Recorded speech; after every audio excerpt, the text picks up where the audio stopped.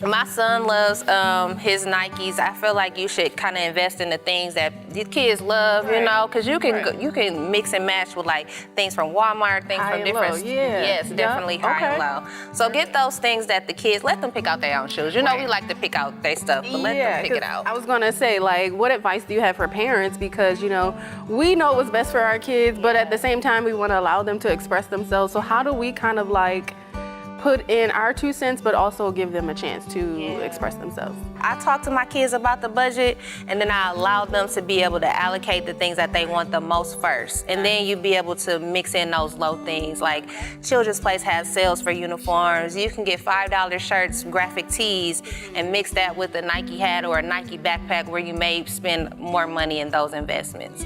So I would say, just talk to your kids about the budget. See, you know, you can get this amount of shoe. You can also put some alerts on your phone to see when Nike is having sales or different people are on those things that your kids really love and want. Also, how do you have the conversation with your kids, or what advice do you have for parents? Because, you know, we have to keep things appropriate also for our kids. So what advice do you have for parents to talking to their kids when you're allowing them to choose that stuff, but how do you relate to them that it still has to be appropriate? Yeah, I think I have a conversation with my daughter about confidence and knowing that there's different looks for different places that you go. She doesn't like to wear dresses all the time, but it's appropriate for you to wear them in certain instances, you know? And so helping them to understand and knowing that they have to try something new. Yeah, so. Okay, well, you got some other fun stuff here. This is like a little painting, but this is your way of kind of like allowing them to express themselves in school, per se. In school, you can use this. You can add magnets to the back and you can put it in their locker. My daughter's excited about having her first locker for the 5th grade. You can put this in your locker, and you can also put it in their closet. A lot of people don't like to think about it, but you can decorate different spaces to where they're bringing in their own creativity in those spaces as well. Well, anything else you want to talk about over here? This is just a pencil case, and I use like old fabric. My daughter used like pearls and stuff with a hot glue gun, you know, and decorate it to make it their own, so they won't get it confused with other students that have the same little pencil case.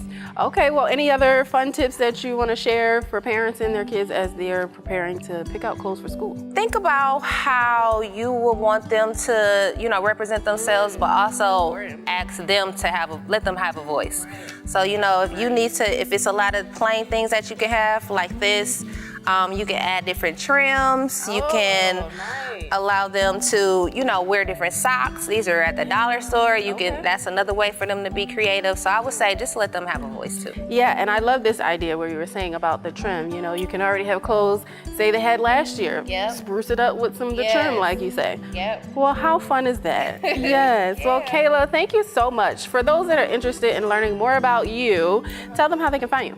Well, I'm on Instagram, The Fashion Architect. That's THA Fashion Architect. And I'm also on Facebook. You can find me as Kayla Anthony. Okay, cool. Thank you. Thank you for having me.